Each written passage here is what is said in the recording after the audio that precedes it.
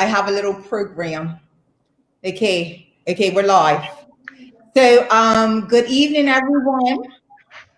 We're gonna do what we normally do. So we have Garen with us. We have a Pippa speak. Let's take a second while I share this. So go to my page and share this to your page. I don't know how it works. I never know how it works. But I think you have to. How does it work, Amisha? What do we have to do? So just go and find it if it's on your personal page, Brooklyn Night, or your author page. It's on my and then share it. Just find it and share it. It's live right now. Share it to your page. Do hashtag Brooklyn Night, and yeah, we'll be good to go. We have two people watching. So there's two people. If you want to hit us in the comments to let us know you're in the house, we're about to get this party started. That's what I always say. But this is really gonna, you guys. You have no idea how excited I am tonight. I have some tricks. Garen doesn't even know that I have planned. Oh, have no idea, but it's gonna be amazing. It's gonna be amazing. So while we're doing that, let me do some. I have some little toys. Let me get my little toys together.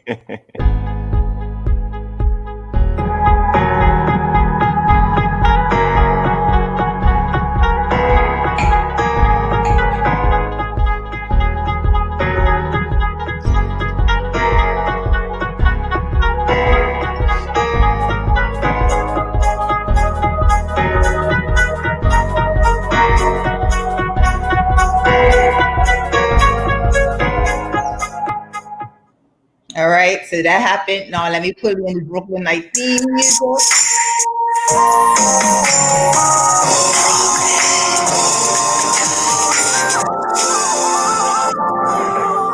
right, welcome everyone. Brooklyn Night is in the house. I have my co-host, Amisha Apofa, and I have my special guest, Garen Wilkinson. Oh my gosh, I'm good evening. You guys have no idea. Good morning, good afternoon. Yes. Yeah. Good morning, good afternoon. But we're gonna talk to Garen. We're gonna find out everything. The purpose of today's show, you guys know that Metal Monkey is about to drop in a couple of weeks. And I don't want to talk too much because I have, so much to say. But Garen was a critical, I was messaging this guy like in questions about Japan and different words. How do you say this in Japanese? And he has been like an instrumental part in the process of developing my character. He even named my characters. Okay, so Garen, we have a lot to talk about with him, but not just about Metal Monkey. Garen, his wife. How do you pronounce her name, Garen? Kana. Okay. So part of today's show, guys, I actually want to have a little Japanese lesson. I don't know if you saw that in the email, Garen, that I wanted to, to teach me a little something. But we'll see how that works out. But before we get too much into it, let me do a couple of commercials. So first of all, this episode is brought to you by Brooklyn Night Enterprises. Let me do that one. Sorry. That's a company that I started. We offer a full menu of services for writers and aspiring authors, editing, book covers, coaching, whatever you need. Brooklyn Night Enterprises is the place to go. And that's brooklynnightenterprises.com. Okay. One more commercial. I have to shout this guy out. The Yellow Project. So you guys, this show is dedicated to Japanese culture, AMBW, but the Yellow Project is a project that has been created by an artist named Zoen Lam, and Zoen's focus is the idea that yellow historically has been like a derogatory term that has been associated with Asians, persons of Asian consent or what have you. And so his vision is to kind of repurpose and reframe what yellow looks like. And so he has this coffee table book that he produced. He is an amazing artist. That is Garen. And Garen is important to me because he is actually the guy who sold me the model for Metal Monkey. I mean, I was looking for an Asian model and I couldn't find anybody who kind of represented what I thought my character looked like. Somebody put me onto Zoen's website and this guy was on there, and Zoen, that's Zoen, he sold me that picture. And I feel compelled to talk about the Yellow Project. It's an amazing, what the premise behind it is so important in today's times, with everything that's happening between, race relations and what have you, the Yellow Project. So if you type Zoen Lamb Yellow Project into your browser, he will come up. And if you can support this, I think it's very important. And obviously it ties into what we're talking about today. So all of that is out of the way. Again, I want to introduce you to Garen Wilkinson. Garen, again, you said hi, but greet the people once again. Hello, everybody. First of all, I just starting off. I wanted to congratulate Brooklyn on completing at least the writing portion of the book. I must say that I'm a supporter of anyone that follows their ambition and dreams. A lot of people know that I'm a martial artist. I've been into martial arts for a very long time, and I don't get much from it financially, but I do get a lot of return from it, from the my students competing. So anytime I see every meeting that's following the passion and doing the thing, I'm always happy to help. So when Brooklyn hit me up, I was more than happy to add in my 2 cents wherever possible, even if it was late at night, and at times it was very late. I'm a person that's up late anyway. So first of all, I just want to say congratulations on getting over that hurdle. I was seeing your posts. I know some days are more difficult than others. You talked about having writer's block, and that's something that I can't really identify with too much. I mean, the last time I was sort of writing was like back in university days, but I mean, a good job. A job well done, and I can't wait to see the finished product and get my my personal signed copy. Yes, sir. Because you are definitely in acknowledgements as somebody who was, again, instrumental. I mean, and any author who's watching, anybody who's going to watch this later, authors know, like, to write a good book, it takes a level of research.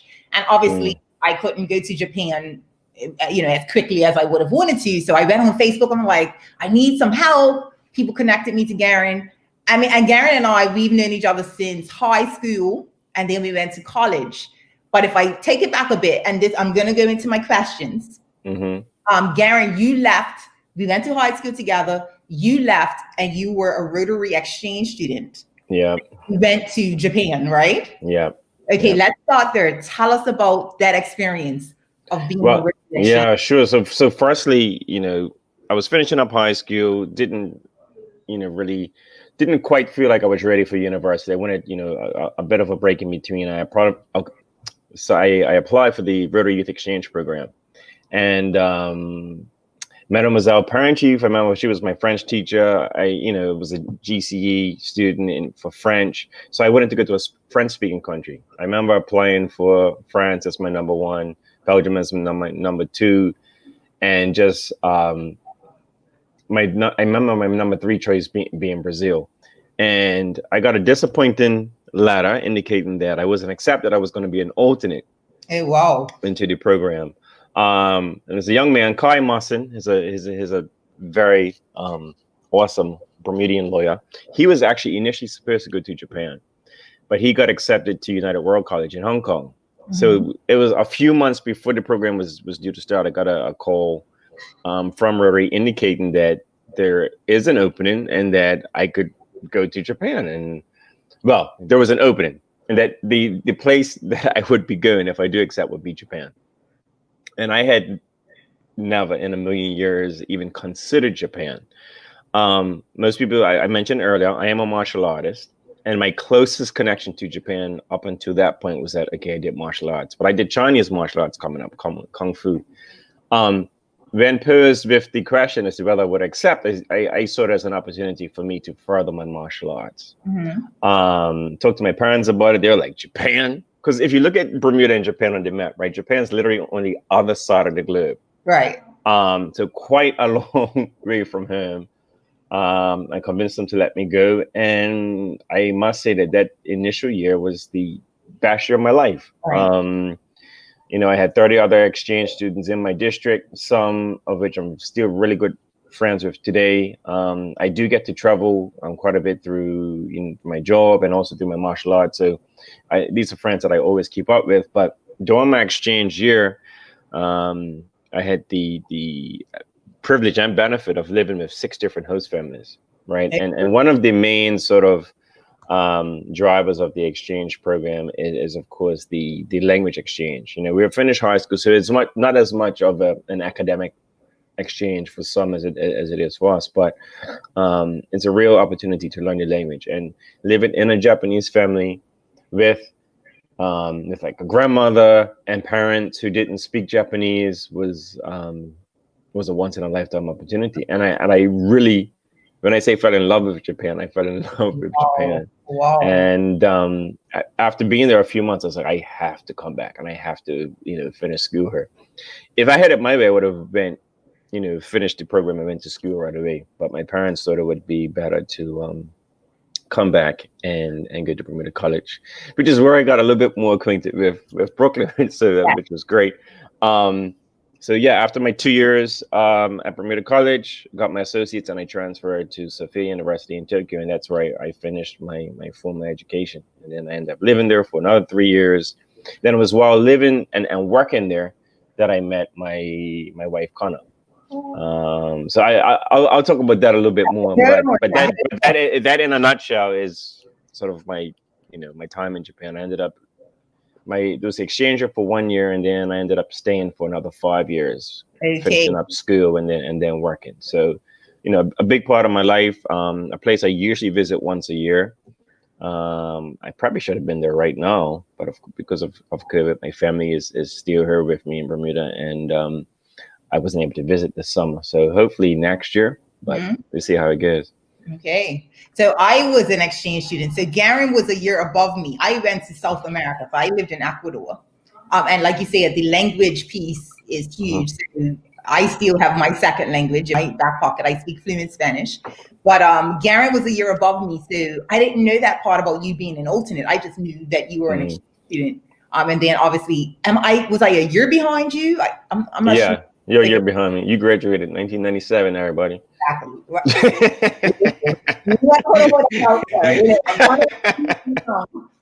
But yeah, so I was behind Garen. He was like one of the elder statesmen of the school. She's dating. It's like, when is I followed Garen to with Rotary, but I'm gonna drop my first surprise. Garen doesn't know about this, so he has talked about his martial arts. I did some digging, and I found this. Oh my dear, what's going on now? Can you see it? I can see. Pues si esas son las reglas, pues digo por lo que me dio observación. No.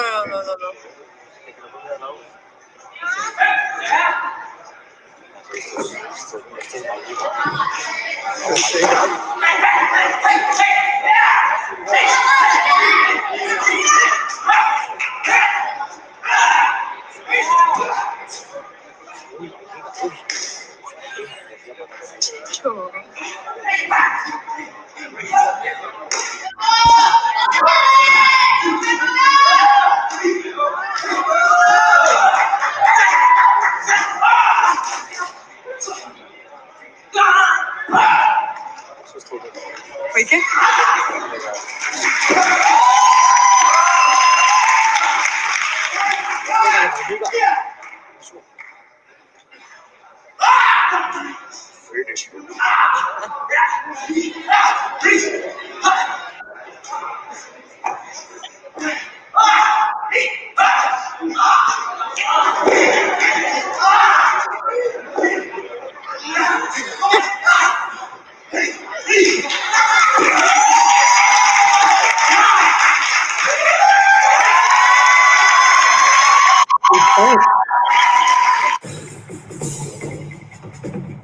He's that guy. That was you, right? Yeah, that was me and my fellow I guess my teammate as well as my student, Kaylin Cox, who's probably want to bring me this top martial artist. That was his second Pan American Kung Fu Championships in Costa Rica, 2017, and that was a in Chinese it's called Dilian, which is a 2-man fighting set. It's a pre-arranged fighting set, and we actually won the Pan American Championship. Oh wow! We beat US and we beat Brazil, and that has never happened in history. So wow. It is a video I'm pretty proud of. Surprise her.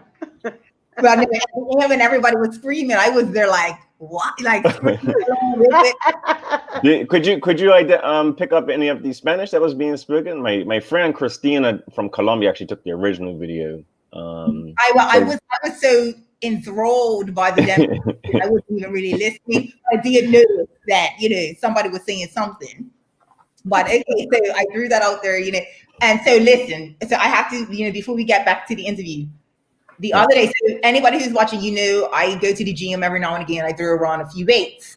So Garen must have seen one of my videos, and he was like, "Listen, you need to come to where I train people and just do a little bit of kickboxing. It's good, cardio." I was like, "You know what? That's a really good idea." Secretly, I was intimidated because I hadn't seen that video, but I knew that level of she showed up. When I say I was sweating just from watching, I didn't even participate. I lost calories just from watching him with the other people. Okay, the level I was not ready. I was not. You're ready. You're ready. You're definitely ready. Everybody's like, "Oh, we're gonna get in shape for us to come training." No, that's what training is for. You just come. The bathroom is right there. You need a hurl. Just go do what you gotta do and come back. It's saying that, but Amisha, honestly, it's different. Like you saw that video. That's what was happening in the class. Where I fit in, if you know what I mean. On the mat. No, all right. In defense of that, I do say our warm up is your training session. That's how we talk about our level of training, right? So it is intense, but because I do teach people to fight, it has to be intense, right? Because I mean you can really get hurt in the ring. So our training is of a very intense level, and 90% of it is probably physical and mental training. I mean, the technical part is important, but we train really hard. We out on the beach this morning. I was waiting for you at 8:00. I didn't see you, but next weekend. Right. So just like we were waiting for you 15 years. So Garen, you were in Japan for 5 years. You met Kana. Is that how I say it? Kana. Tell us about this. No, she's not here. I don't know if she's gonna watch, but we need to hear this love story. So I'm writing Metal Monkey. I'm a romance author. I need you to lay this on for me. When you first laid eyes on her, tell us what happened. All right. So, and it's something that was been posted recently on Facebook. BBC posted, there was a post on reggae in Japan. So a lot of people may or may not know, but reggae is huge in Japan. And this BBC clip has indicated that there's more sound systems in Japan than there are in Jamaica. Right? So it's a movement. And so when I first went to Japan in 1996, there were from what I could see, there were black people, but most of them were straight from Africa. Right, so a lot of East Africans, especially Nigeria, Ghana. I didn't see many what I consider maybe African Americans and different shades of black people. So even today, I'm a very light-skinned black person, but for instance, like a lot of Japanese people don't consider somebody like Alicia Keys to be black, and to try to explain that to them sometimes is like, what do you mean? I'm like, well. It not necessarily comes down to the pigment of your skin and stuff. It's just trying to explain it to someone who's a bit different. But anyway, so what do they don't think she's like? Explain that a little bit more for us. So they look at it. They really look at it in terms of black and white terms, Okay. right? So I mean, obviously, more sort of well-traveled, educated people can obviously see that I'm black. But for a lot of other Japanese, I'll never forget one of my host families. You guys are gonna die loud. He used to be like, who you look like? You look like Eddie Murphy. And I was like, all right, I've been given Tiger Woods before. Like, I can see that. But Eddie Murphy, like, there is nothing similar between. And that was probably just a bit of ignorance. It's probably one of the only real black actors he knew at the time. And that was the easiest comparison he could make, right? And just their assumption that the same way a lot of us think that every Asian does martial arts, every black person's a dancer. Or, you know what I mean? You should throw up a picture of Eddie Murphy so that it does. Because I'm kind of seeing it in the cheekbone area. This is good because in Battle Monkey, there's a part in the narrative where my heroine says that she knows that Asian people, the only black women they know are Beyonce and Janet Jackson. Like, so she makes that statement. So this validates that part in my book. Right. Okay. So my first year, like I said, I just didn't see a whole lot of black people. And mind you, I was just outside of Tokyo, and I did travel to Tokyo, but because I was a student and a minor at the time, I didn't really venture too far. But I was very much aware of the reggae culture, and I had some friends that were into it as well. But it wasn't until I returned in 1999, which is the year I started university, and I was living on my own, and I had a bit more freedom, that I really sort of immersed myself in the reggae culture, because I've always loved reggae and dance. So my brother even had like a sound system back in high school. So I was always intrigued by reggae, and in addition to Japanese have reggae artists, some incredible reggae artists, reggae bands, but reggae dancing is a thing. There's like literally thousands and thousands of female reggae dancers in Japan. Wow. Most people may have heard of dancehall queen Junko. My wife and I actually invited Junko to Bermuda in 2005. She was the first Japanese to win the Jamaican dancehall queen contest. And she really popularized the dancing part. Then of course everybody in Bermuda has heard of Mighty Kron. Mighty Kron has been to Bermuda numerous times. But they are sort of like the godfathers of reggae in Japan, and because of their, I guess, their international leverage, they have really, really, really pushed it. I mean, their shows fill out like baseball stadiums, and so it's because of them that it's become really, really popular. Mm-hmm. And I had known of my wife. She was part of a dancehall crew, her and her best friend Saudi, called Dear Chicks. And I always knew, I always known about her. I had always thought that she was, really good looking, and she's not as athletic looking now, but she had the real athletic look, which I tend to like. And she's being like magazines and stuff. And I never forget, the first time I met her, she doesn't even remember. I was out with my boy CJ, who's a Japanese artist. We out in a place called Roppongi in Japan, which is kind of like the nightlife capital. And I remember he introduced me to her, and I was talking to her for a little bit. She was actually performing that night. She was out drinking, and apparently she doesn't even remember me meeting me. So it shows how much of an impression I made. But it was years later at a very monumental dance. So it was a Thursday night, and I forget. It was Stern Love, Vibes Cartel. This is before Vibes Cartel blew up. War 21, and a few Japanese songs. And it was at a place called Valfare in Roppongi, and Valfare is not around anymore, but it was known as sort of a big live house that held huge concerts and stuff. And Connor and I, the sort of, they call it the reggae family. It's pretty tight knit, right? Mm-hmm. There's a lot of people in it, but it's a pretty tight knit family. And we have a a mutual friend named Hemo. Hemo has also been to Bermuda. Now, it's a running joke that Hemo always liked me. I don't know if it's true or not. But Hemo is actually in her 50s, but she's this tiny Japanese female DJ who's off the chain. Okay. She's now a soca DJ and plays in Carnival every year in Trinidad. She was actually supposed to come this year. But anyway, she actually introduced Connor and I officially. And that was in 2000. Yeah, that was like in 2000. I think it was like in November and December of that year, which I guess was I finishing up university? Yeah, I was actually still in university then.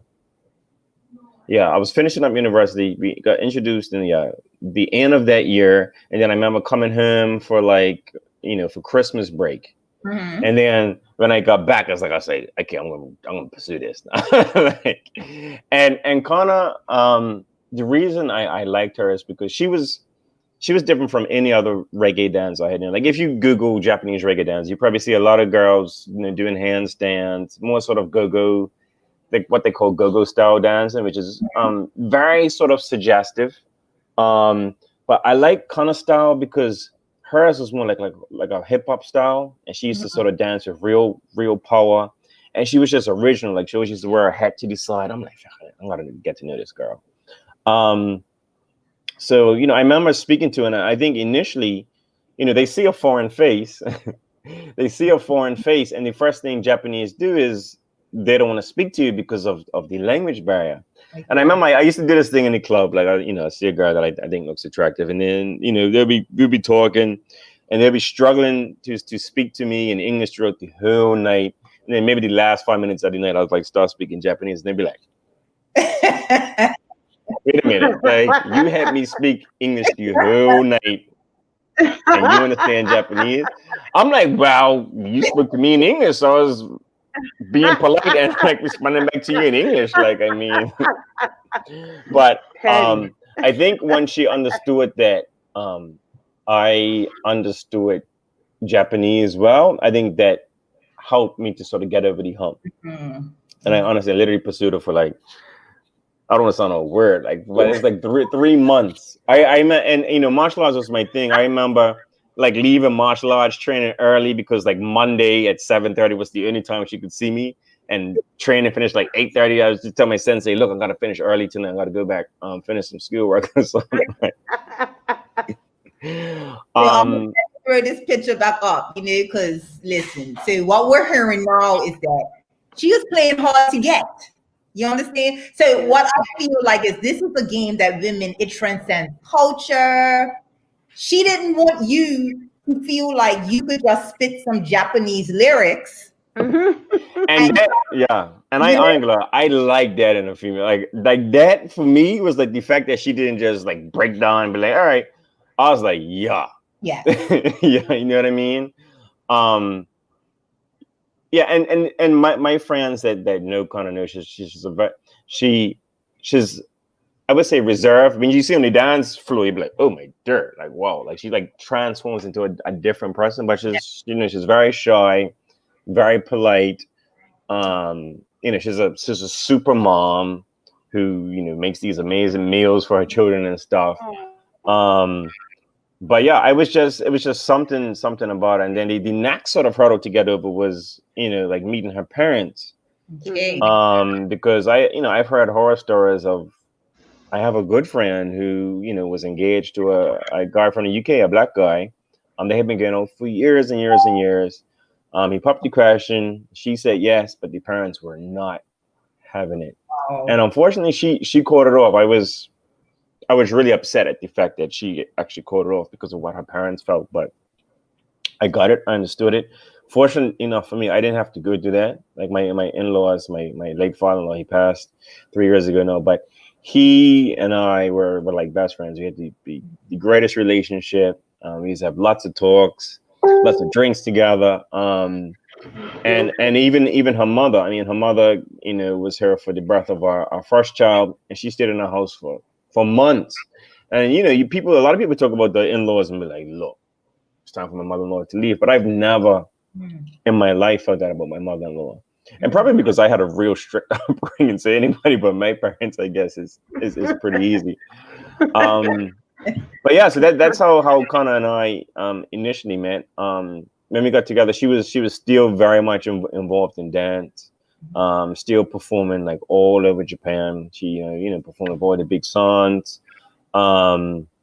She traveled a lot too, like Jamaica, Trinidad, and a lot of people. And her first time outside of Japan was to Compton, actually. Yeah. So yeah. Her best friend Saudi used to go out with our Japanese reggae artist named Coonhead, and he used to like do recordings in California, and that's where she ended up. But yeah, and it's how many years later now? Like 20 years later, or you know what? No, I got my years mixed up. It was 2002 that we met. 2002. Because I'm saying we've been married for 15 years in next year, 2021, and I want to say we were together for 3 years before that. So that's 2021. 2003. But I came back to it must have been 2002 because I came back to Bermuda in 2003. Yeah, and the crazy thing about me coming back to Bermuda is that Connor had never been to Bermuda. We weren't married. We weren't engaged. Nothing. I just said, look, like it's time for me to really, kick off my career.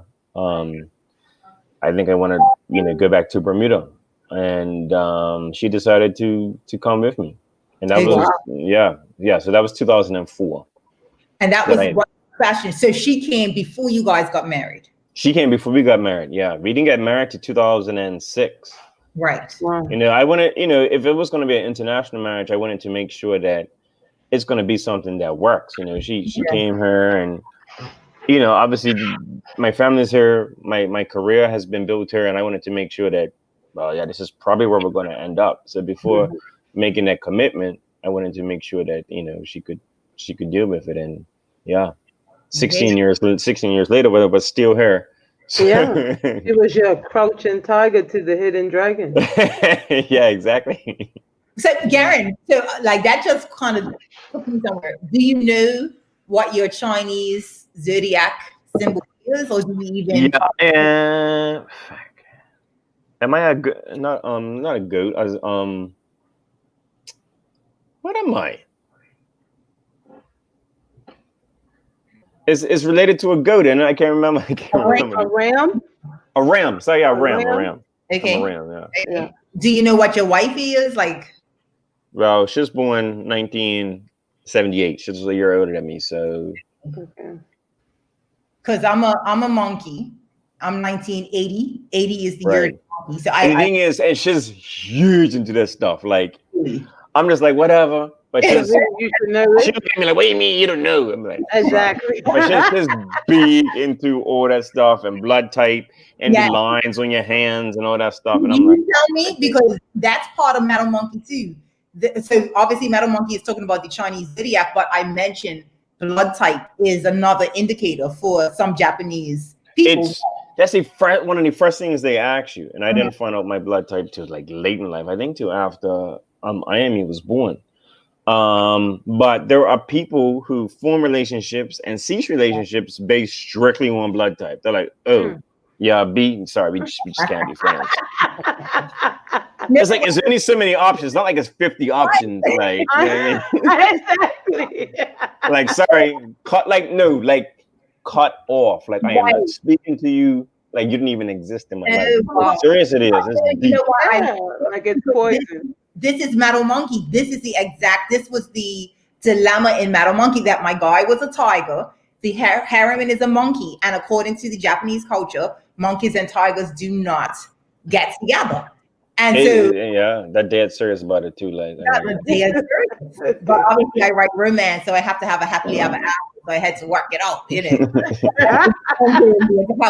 But okay, so maybe you told me that because I infused that also into Metal Monkey. Okay, all right. Okay, so how did she got to the island? How did she make, she's been here for 16 years, but What was it like for her? And for I must admit, yeah, it was tough at the beginning because we were a young couple. I mean, we were married for 5 years before we had children. So we met in Tokyo, although she is from a prefecture is a state in Japan called Iwate, right? So Iwate is the most northern prefecture on the main island of Honshu. So Japan's made up of 4 islands, right? Honshu, which is the main island where Tokyo is. Above that is Hokkaido. Then below that is Kyushu, and then below that there's Okinawa. That's where Madam set everybody in Okinawa. Okay. So we had met in Tokyo, and anybody that's been to Tokyo knows that I could eat at a different restaurant every night for 10 years and just never hit the same place twice, right? It's just so much to do. It's live. So to come from that to Bermuda, it's a real pace changer, right? And Japan has access to everything. It's a huge country. And if you venture outside of Tokyo and go to the country, it's absolutely stunningly beautiful. So, they have access to fresh fruits and vegetables and good food. And I think the struggle for her initially was going into the supermarket and literally going through a whole basket of fruit and not finding one that she felt was like of standard. Right. So I think just getting used to, living on an island where, majority of our things are imported, it just really took getting used to. When she first came, she didn't have her driver's license. Luckily, she did drive in Japan. So it was easy for her to get her license. But, initially just not having her any transportation and having to use public transportation to get around. Because I didn't even have a car when I first got her. I got a car the year before we got married. So it was a real adjustment for sure. I mean, we used to travel a lot still. And we would go back to Japan and a bunch of it to Hawaii and all over the place. But I think once we had kids, we realized that it's a lot easier place to live. I mean, people who do have kids realize that Bermuda is a fantastic place to raise kids. It's safe, it's easy to get around. But I'm not gonna lie, at first it was a real struggle. And we all have these what we call 5-year plans. I had a 5-year plan. I was conflicted because I loved living in Japan, and I always thought that I would go back. Always. However, 16 years later, I'm still here. That's due to a number of things, but I said that we'll go back in 5 years. What I wanted to do was try to advance my career and then possibly transfer. And I was actually on par to do that. When I started my career here, I was at Ace Tempest Life Re, working in long-term reinsurance. And half of the book, our book at that time, was Japanese clients. So I would be going to Japan to conduct like internal audits of our book. And I had taught half of Japan, and I forgot I had talks going on about the possibility of me moving over there as an expat. And then the financial crisis happened in 2008. And anybody that works in the industry knows that those type of businesses, variable annuity, like long-term reinsurers, they all went bust, or they went into runoff, which means that they're not writing any new business. So the company that I work for, which is Chubb Tempest Life Re, I mean, it's still around, but they haven't written new business since like 2011. So as a young person, trying to make their name in the reinsurance industry, if you're in a business that's in runoff, you're not going to get promoted, right? Because it's just no new opportunities. So that was sort of the first, cog in the wheel to getting back to Japan. So I was like, okay, well, I'm not going to leave during a global financial crisis. So I decided to stay. And then Japan had the Tohoku earthquake in 2011. And the whole Fukushima radiation problem. So radiation became a big thing in Japan. And we were like, oh, I'm staying away from that. Right. And I forget, like, even when we went back, when Ayami was a baby, we would literally take suitcases of food back, like literally half a suitcase of like soy milk, and just because we weren't comfortable like eating the food and stuff back there, right? And now the radiation, I mean, half the radiation spread around the world now, so it's not a bigger issue as it was before. But there's always sort of been something that sort of stopped us from getting back, and now we're just sort of taking it by ear. If that opportunity comes along, then great. But then on the other hand, we do realize that working in Japan, it's like hustle and bustle. You guys are seeing footage of people catching the trains, and it's all packed and it's always busy. And as I get older, I'm like, do I really want that life? Right. So we'll see. Obviously, it's hard for her because her mother's still there. Mm-hmm. Luckily, they do visit and stay for a couple of months at a time. But it's tough because you guys know, like our parents, they're getting older, Mm-hmm. and obviously my parents are here, and it's tough for her. And it's 2 summers now that we haven't gone back to Japan. We are definitely going back this year, and it's just heartbreaking that my children are unable to spend any time with their grandmother. And it's far. It's not like we just hop on a plane to New York. We're talking about Japan. Right? Now, how long does it take to travel from Bermuda to? So, I mean, total travel time is more than 24 hours with the layover. Like flight time's about 15 hours, right? So we usually go through JFK, 2 hours to New York, and then another 13-hour flight from there straight into Tokyo. Okay. But then if we go up to Iwate, where she lives, we would have to catch another plane, another hour to get to Iwate, or catch the bullet train. So we're talking about an hour, a day and a half of travel at times, right? So that it does become difficult. I mean, fortunately, it was tough when Connor's father was sick. And I forget, she got back to Japan like 2 days before he passed away. But the journey there is it's tough. And she had our youngest at the time. He was just a baby. So we always talk about that, like what is the future going to look like? Her mother's quite healthy. We do think she'll probably live for many more years. And we'd like to spend some time with her too. So yeah, it's tough, and then that's one of the sort of hurdles you have to cross when you are in an international relationship and marriage. Yeah. And that kind of segues into my next question. How did multiculturalism impact you guys' relationship? So obviously you were in Japan for an extended period of time, but you're an island guy. How did you guys merge cultures? What impact did it have on you guys' relationship? Yeah. So I consider myself a very open-minded person, right? And it's tough because I came up in a Christian family, went to a brethren church, and then you're off to a place whose primary religion is Shintoism and Buddhism, right? And Japanese, I would say they're not very religious people at all, but they're very, very spiritual, right? And I consider myself the same way. I consider myself to be a very spiritual person. So it's tough because obviously we have different beliefs there. But one thing I would go to temples, and I would pay my respects to the gods and stuff. And a lot of Christians would shun on that.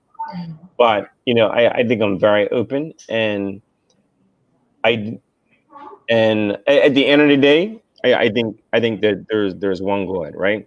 No matter in what form it is, I think there's one God, and I think my wife feels the same way. So we've been very sort of supportive of each other. She may we're not regular churchgoers, but we would go to church here with the children, and she would embrace that culture, and we stay grace. But then Japanese also have their own way of sort of like a greeting before they eat, right? They say itadakimasu before you eat, and then gotsou-sama before they finish eating, and that's something that's just inbred in our household. And Japanese also have a lot of sort of rituals and holidays that they follow. One is, for instance, Equinox Day. I think that was in March. Was it in March?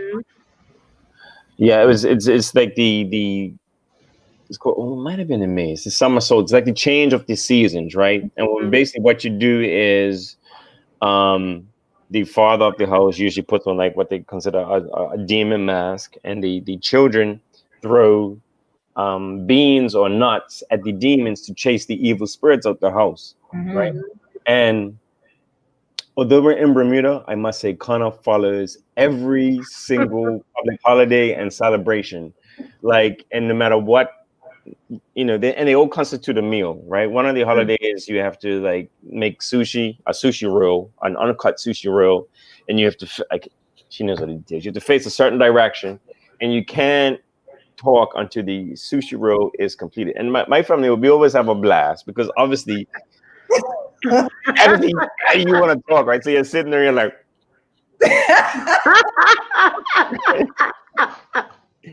And I must say that like she does a really good job in keeping up with every single celebration and holiday there is. And then she's also embraced our culture. I remember one of the things that she found really weird was the sort of mix of savory and sweet that we have as Bermudians. She was like cassava and farine pie. She's like, why would you have dessert when you plate with your main meal? Like that is disgusting. It's gross. The whole raisin bread, the fish sandwiches and all that stuff, right? But she loves that stuff. She also enjoys that anybody that's done like Japanese cuisine, like cooking is intricate. Like I hate doing dishes in my house. Like I hate it. Like dishes takes 2 hours because we have all these tiny little. Like, why can't we just throw it all on one plate? Like, but part of Japanese culture is it's as much about presentation as it is about the taste of the dish. Yeah. Right. So, like when I say my dishwasher gets full, I mean, because we have all these small, like the soy sauce dish, and then you got your rice bowl, and you got your other dish for your pickled vegetables, and then you got. I'm like, what do you need all these dishes for? But I think she does a great job in showing that our children are in touch with our culture. Both my children, like their first language is Japanese. Whenever we fill out a question, like when their first language is asked, we indicate Japanese because that's what we speak at home. Mm-hmm. Lately, not as much. No, my daughter really didn't speak English well until she was about 4.5. But it's a lot different for my son because he obviously hears my daughter speak a lot. So he actually speaks a lot more English than Japanese, and it was quite the opposite for my daughter. So that's interesting to see. And I was going to ask about your kids. So a couple of years ago, I went into song singing, and that I don't know where the proprietors are from, but they are Asian descent. So their son one day was behind the counter working the register, and he is Asian descent. So I went to order my food, and he was like, "Yo, what you having?" I was like, "Oh," like, so I was like Bermudian accent. Like this young man is clearly Bermudian. So I was gonna ask about your children. Do they have a Bermudian accent? Yeah, for sure. Like, my daughter, she goes to public school. I mean, she's going to work academy in September, but she's been through the public school system, and she talks very Bermudian, and she looks. She made. Hey, Amy, where is she? My wife's over. She may come. She's very Bermudian. We had a party yesterday, and they were doing the whole TikTok thing, and she's very. Come on for a second. Hi. Hello. This is Ayami. Hi, Ayami. Hi, how are you? Good. Nice to meet you. I'm gonna take this up. Yeah, it's nice to meet you. It's got you. It's not working out.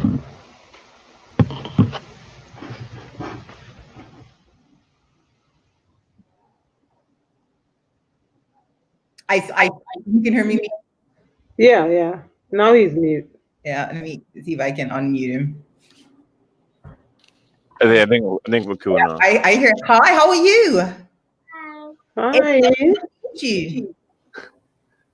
Your father was just telling us that you can do the TikTok dances. So yeah, he was just telling us about that. So we're happy to be able to see you. If you want to do a TikTok dance, you can. Okay, it's nice to meet you. You too.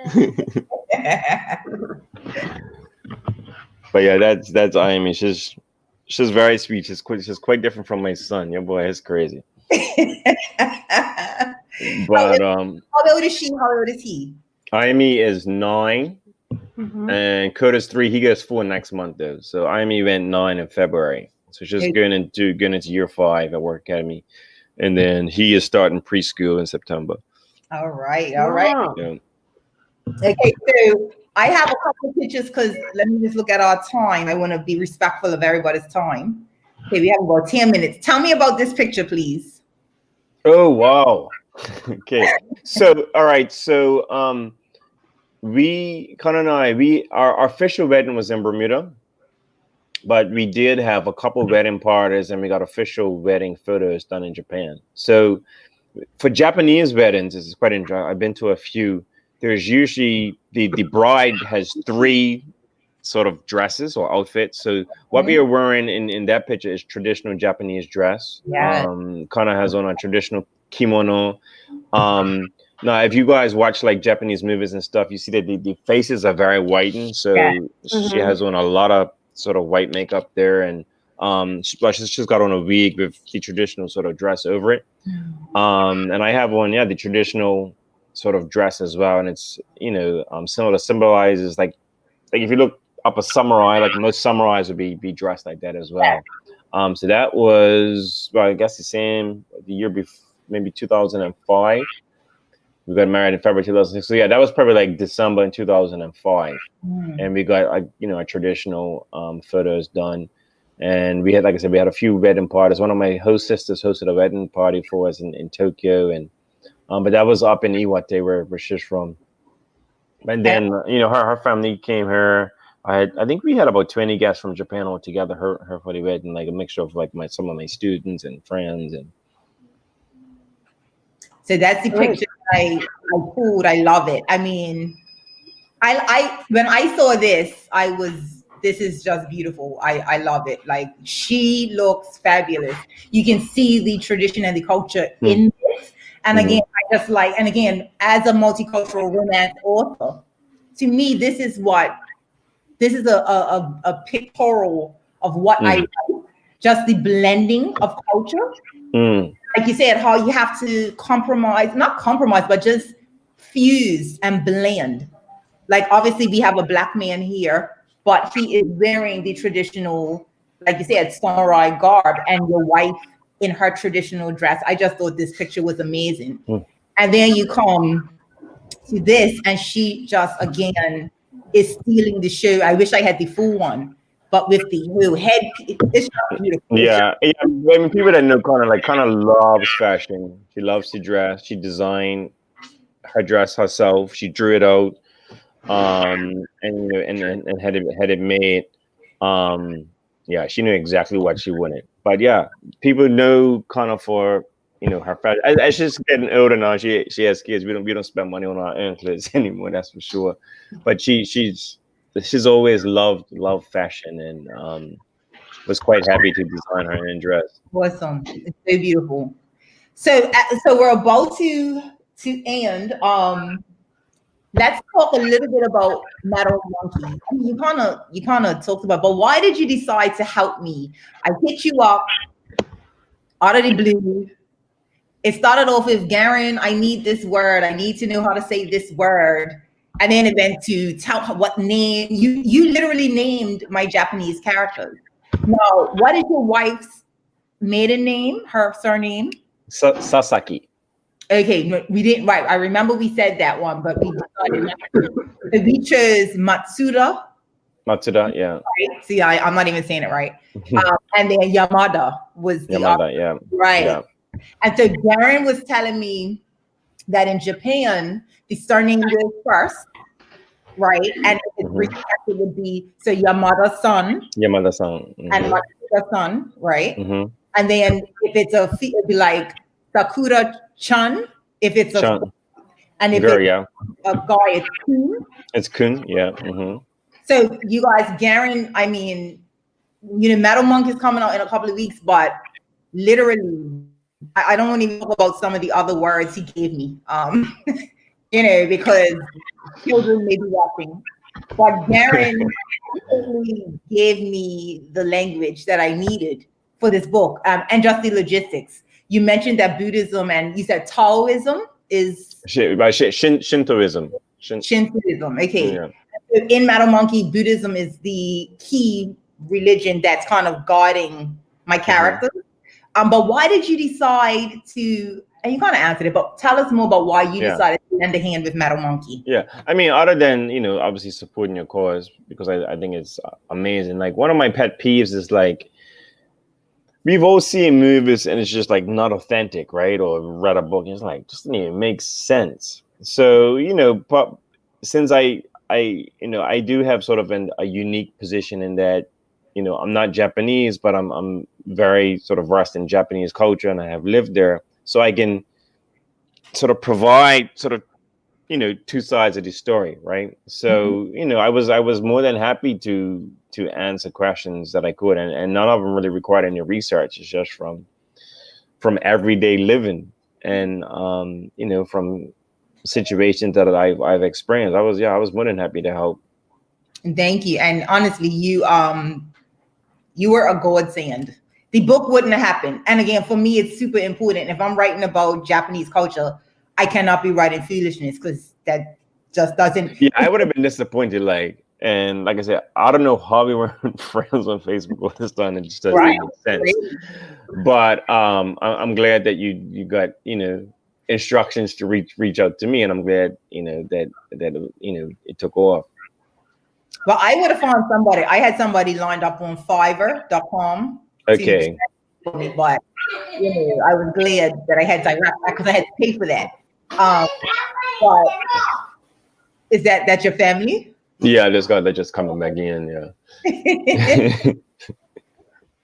But I mean, and so Madam Monkey, I think it's coming out, but it's with the now. Garen, I want to thank you so much for spending time. I want to thank your daughter for cameo. She did a cameo, came in. Amisha, no problem at all. For Garen before we end this? Oh yeah, the only I guess sort of expertise I would have to validate your points would be about multicultural spirituality, and just saying what I preach, even though I am a fully ordained Christian minister, reverend, I teach truth is truth at the core. And so the essence and the understanding of truth is going to come from your experience. And so basically you say tomato, I say tomato, but we're all talking about vegetables. Oh, he wants to say, okay, sorry. Keep going. Hi. Let me put this on. Well, okay, you don't have to talk. They're gonna see. Say hello. Oh, cute. Say hello. Breaking away. He was all happy and waving, and then he decided he didn't want to speak. I'm like, all right. Yeah. Got a little close and personal. What's his name? His name is Kota. Kota. Kota. To have a Japanese, I'm scared. I mean, I think I would learn German. That's my next language. But Japanese, I am afraid. But anyway, is it hard? Like, Garen, is it hard to? Was it difficult for you to learn Japanese? So Japanese as a spoken language is actually not difficult at all. The grammar is really simple. I think I may have been explaining to you, as long as you learn the basic vowel sounds, which is a, I, I, U, A, O, A, I, E, O, U. You can pronounce any word, right? It's not difficult like English where f can be a f, it can be ph. There's no silent, word, like any consonants or vowels. So it's a very easy language to learn to speak. Obviously, learning to write is a lot more difficult because you have the 3 different alphabets, right? The hiragana, which is the basic alphabet you learn in primary school, first learning to write. The katakana, which is used for any foreign word, and then the kanji, which is based on Chinese characters. So that's the real similarity between Japan and China there. So as a written language is a lot more difficult, and they're finding that a lot of younger Japanese are using the ability to write because you can type everything, right? So even everybody has smartphones, even Samsungs now, you can have your phone in Japanese, right? Right. And so when I'm typing, I'll type in like Roman letters, and then there's a sort of a drop-down list for the character I need. So you learn to it's more sort of recognition rather than memorization.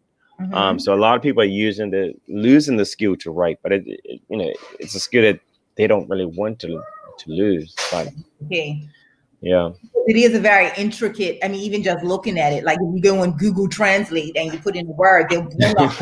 yeah, exactly. It's so beautiful. So I can imagine that to lose, and I think that's happening in Western culture too. Like my kids, they can read because you got the auto spell. Exactly. You have to sit there and write it. They can't do it. But Amisha, I'm sorry, you were saying.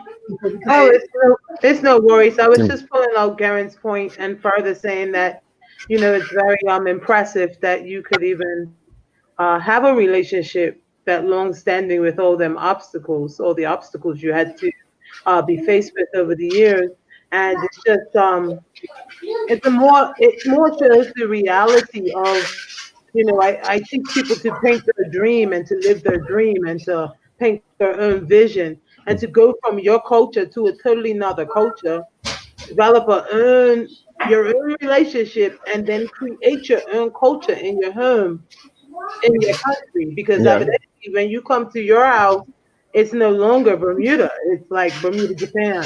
Right, exactly. And it's I don't know if you guys take your shoes off at the front door or. Oh yeah, it is let me know if you come to my house. Take off your shoes. Yes. I'm just letting you know now, like just you don't get mailbox off the bat, you'd be like It's so amazing because I have done like Airbnb and I frequently stay at Japanese quarters. But honey, they don't care who you are. Them shoes is on that rack. Yeah, take your shoes off. They're like, hey.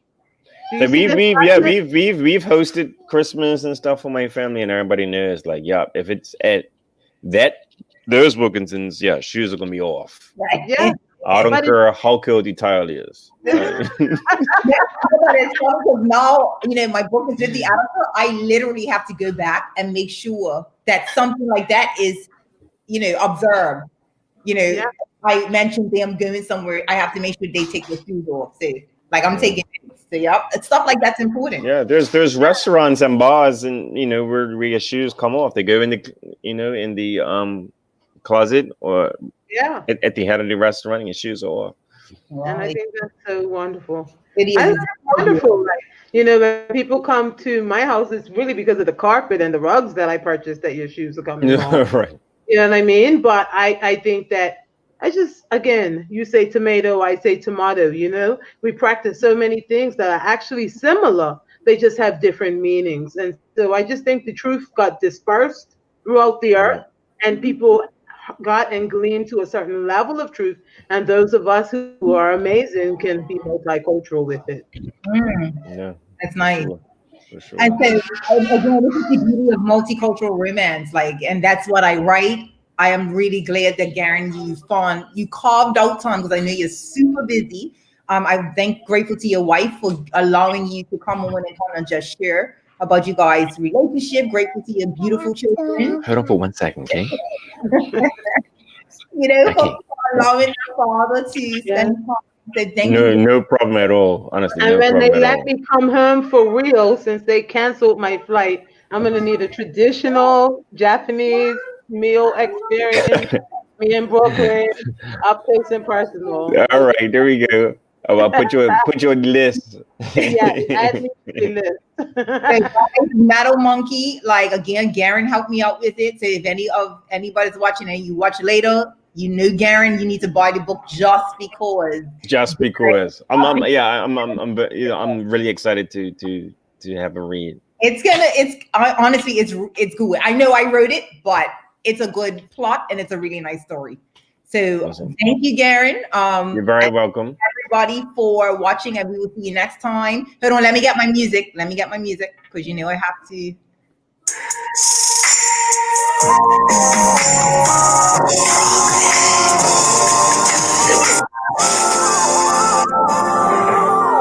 The Brooklyn Night Official.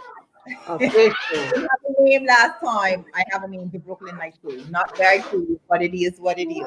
So thank you guys. We will see you next time. All right. Very welcome. Enjoy the rest of your birthday, Amisha. Oh, yes. All right. Bye. Bye, guys. See you later. All right.